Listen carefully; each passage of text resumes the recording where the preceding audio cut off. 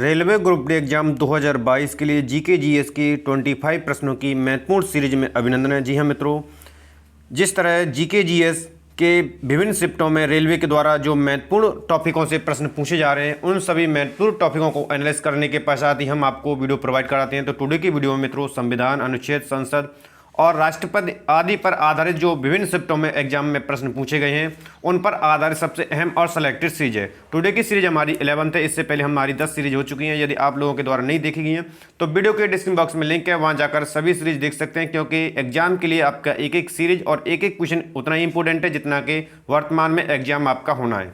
जी हाँ मित्रों, और जितने भी हमारे न्यू विजिटर हैं वो चैनल को सब्सक्राइब कर लीजिए, ताकि समय से लेटेस्ट वीडियो का नोटिफिकेशन और आपकी रेलवे ग्रुप डी आदि एग्जाम्स की तैयारी बेहतर तरीके से और रिवीजन चलता रहेगा। मित्रों, तो टुडे के वीडियो को आरंभ करते हैं।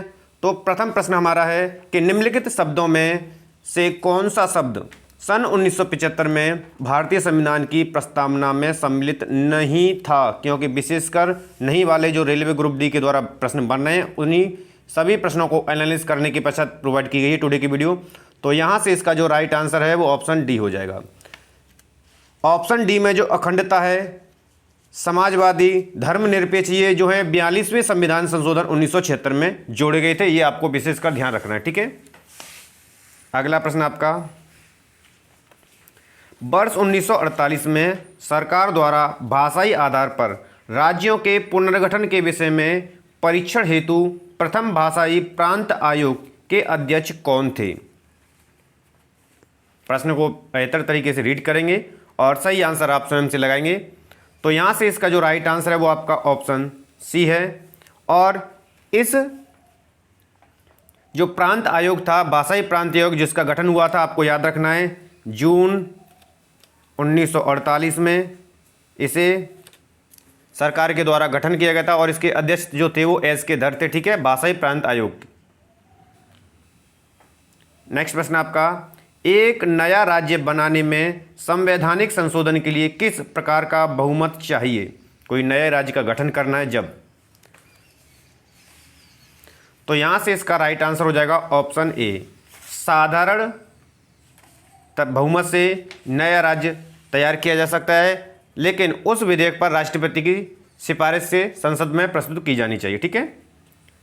अगला प्रश्न, निम्नलिखित राज्यों की स्थापना का सही आरोही क्रम है। आरोही क्रम पूछा गया है, तो प्रश्न को ध्यान से रीड करेंगे और ऑप्शन को भी ध्यान से रीड करेंगे, तो सही आंसर आप स्वयं से लगाएंगे वीडियो को बीच में पॉज करके, क्योंकि जब तक आप स्वयं से सही आंसर नहीं लगाएंगे तब तक प्रश्न नहीं बनता है। तो सही आंसर आपका ऑप्शन ए है, नागालैंड, मेघालय, सिक्किम, अरुणाचल प्रदेश, ठीक है। इनकी स्थापना, नागालैंड की स्थापना जो हुई थी आपकी 1 दिसंबर 1963 में, मेघालय की स्थापना आपकी हुई थी जो 21 जनवरी 1972 में, और सिक्किम की जो स्थापना हुई थी आपकी 16 मई 1975 में, और इसी प्रकार जो अरुणाचल प्रदेश है उसकी जो स्थापना हुई थी वो 20 फरवरी 1967 में हुई, ठीक है। तो जिनका सही आरोही क्रम ऑप्शन ए में है। अगला प्रश्न आपका, संविधान का कौन सा भाग नागरिकता से संबंधित है? क्योंकि संविधान के अनुच्छेद को लेकर के, भाग को लेकर के भी आपके प्रत्येक शिफ्ट में प्रश्न बन रहे हैं। तो यहां से जो राइट आंसर है वो ऑप्शन ए है। भाग 2 के अनुच्छेद की बात की जाएगी तो 5 से लेकर के 11, ठीक है। अनुच्छेद जो है 5 से लेकर के 11, ठीक है, के तहत नागरिकता का उल्लेख किया गया है, ठीक है, याद रखेंगे। तो यहां से इसका राइट आंसर है। अगला प्रश्न, किस देश में दोहरी नागरिकता का सिद्धांत स्वीकार किया गया है? तो यहां से इसका जो राइट आंसर वो ऑप्शन डी हो जाएगा, संयुक्त राज्य अमेरिका में, ठीक है। अगला प्रश्न, निम्नलिखित में से कौन सा मूल अधिकार भारतीय संविधान में नागरिकों को प्रदान नहीं किया गया है? ठीक है, प्रश्न को ध्यान से रीड करना है, ऑप्शन को ध्यान से रीड करना है।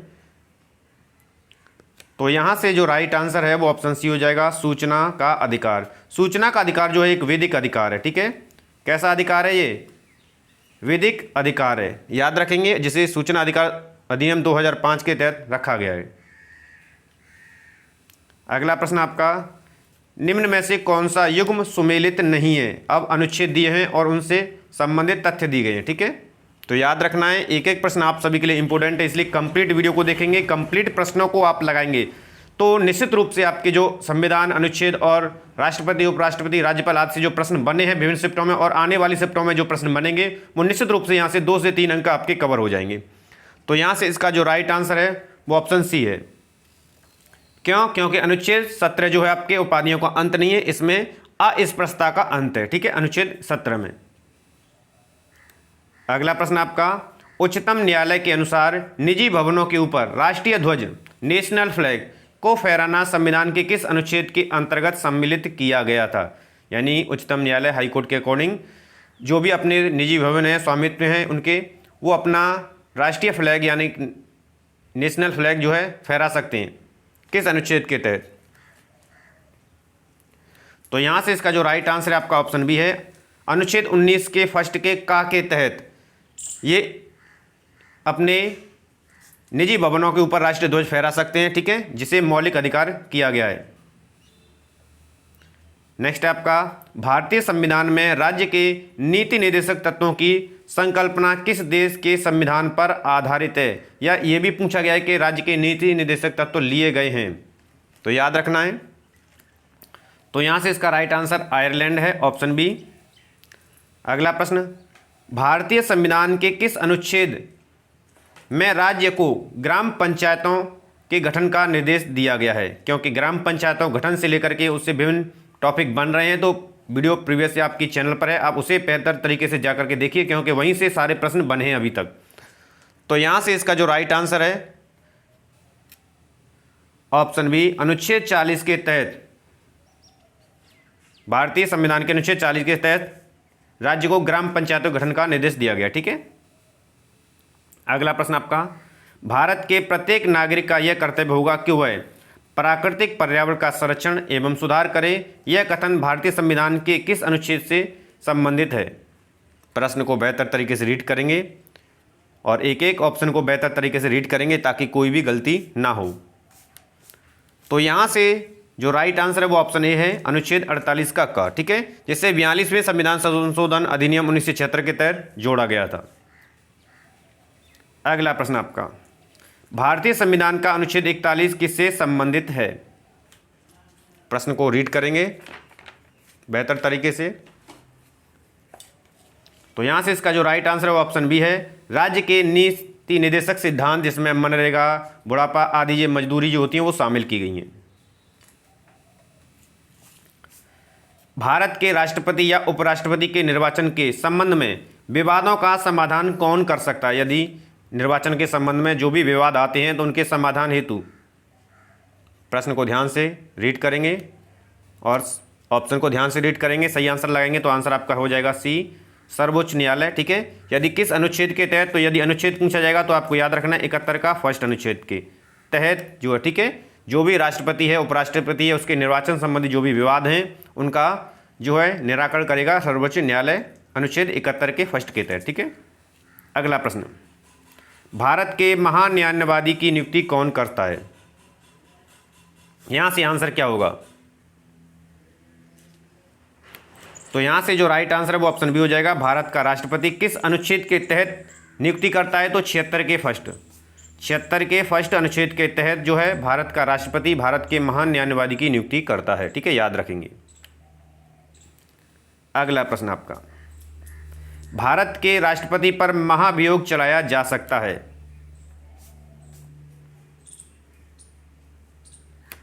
तो यहां से इसका राइट आंसर होगा संसद के द्वारा। किस अनुच्छेद के तहत महाभियोग चलाया जाता? तो अनुच्छेद 61 के तहत। ठीक है, जो 14 दिन पूर्व, ठीक है, 14 दिन पूर्व लिखित में राष्ट्रपति को जो है उसकी सूचना देनी होती है। अगला प्रश्न, भारत के राष्ट्रपति के पद के लिए निर्वाचन का आयोजन निम्नलिखित में से कौन करता है? प्रश्न को ध्यान से रीड करेंगे, एक एक प्रश्न इंपोर्टेंट है और यहीं से आपके जो टॉपिक दिया है वहाँ से प्रश्न हर बस शिफ्ट में एक एक पूछा जा रहा है। तो यहाँ से इसका जो राइट आंसर है वो ऑप्शन बी हो जाएगा, भारत का निर्वाचन आयोग किस अनुच्छेद के तहत? तो याद रखेंगे 324 के फर्स्ट के तहत राष्ट्रपति जो है, उपराष्ट्रपति, उसके निर्वाचन संबंधी जो है भारत का निर्वाचन आयोग कराता है। अगला प्रश्न, भारत भारतीय संविधान में संसदीय शासन व्यवस्था किस देश से ली गई है? संसदीय शासन व्यवस्था यह किस देश से ली गई है? तो ये भी पूछा गया है कई बार एग्जाम में। तो यहाँ से इसका जो राइट आंसर है वो ऑप्शन सी है, ब्रिटेन के संविधान से ली गई है। अगला प्रश्न, राज्यसभा के सदस्यों का कार्यकाल कितने वर्षों का होता है? राज्यसभा के जो सदस्य होते हैं उनका कार्यकाल पूछा गया है। तो यहाँ से इसका राइट आंसर हो जाएगा 6 वर्ष का होता है, ठीक है। और याद रखना है अनुच्छेद 83 के फर्स्ट के तहत, अनुच्छेद 83 के फर्स्ट के तहत राज्यसभा जो है एक स्थायी सदन है जिसे विघटित नहीं किया जा सकता है। यानी पूछा जाएगा कि राज्यसभा को क्यों विघटित नहीं किया सकता, किस अनुच्छेद के तहत विघटित नहीं किया सकता है? तो 83 का फर्स्ट के तहत, ठीक है। विघटित नहीं किया जा सकता है क्योंकि, और सदस्यों का जो कार्यकाल होता है वो 6 वर्ष होता है और प्रत्येक 2 वर्ष में 1/3 सदस्य जो है सेवानिवृत्त होते रहते हैं, याद रखेंगे, ठीक है। अगला प्रश्न आपका, भारत के नियंत्रक एवं महालेखा परीक्षक की रिपोर्ट की समीक्षा करने वाली संसदीय समिति है, कौन सी समिति है? तो यहां से इसका राइट आंसर क्या होगा?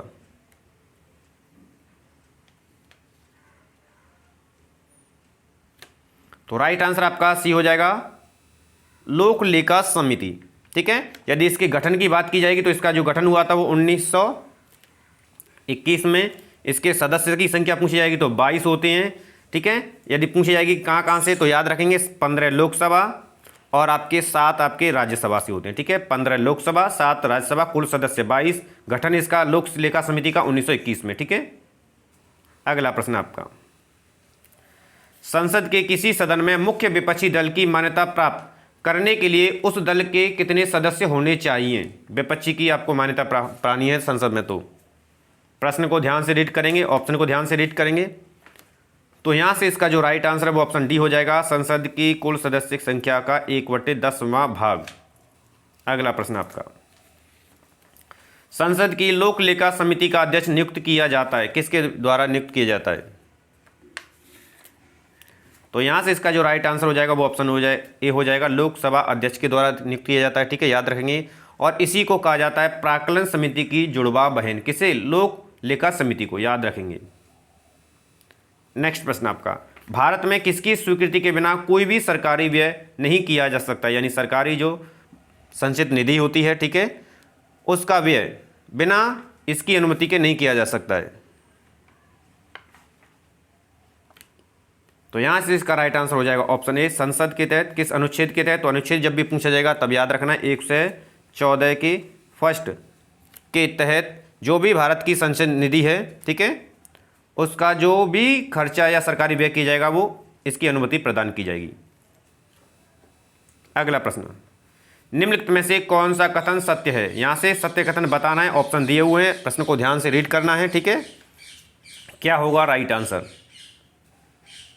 तो प्रश्न और ऑप्शन को बेहतर तरीके से रीड करना है क्योंकि जल्दबाजी में हमेशा प्रश्न गलत होते हैं, ठीक है। तो यहाँ से इसका जो राइट आंसर है वो ऑप्शन डी हो जाएगा, धन विधेयक केवल लोकसभा में प्रस्तावित किया जाता है, ठीक है। ये जो कथन है वो सत्य है। अनुच्छेद के तहत ये पूछा जाएगा, किस अनुच्छेद के तहत? तो याद रखना है अनुच्छेद 109 के फर्स्ट के तहत इस विधेयक को, याद रखेंगे, इस धन विधेयक को राज्यसभा में प्रस्तावित नहीं किया जा सकता, सिर्फ और सिर्फ केवल लोकसभा में प्रस्तावित किया जाएगा, ठीक है। अगला प्रश्न आपके लिए, लोकसभा का पहला आम चुनाव कब हुआ था?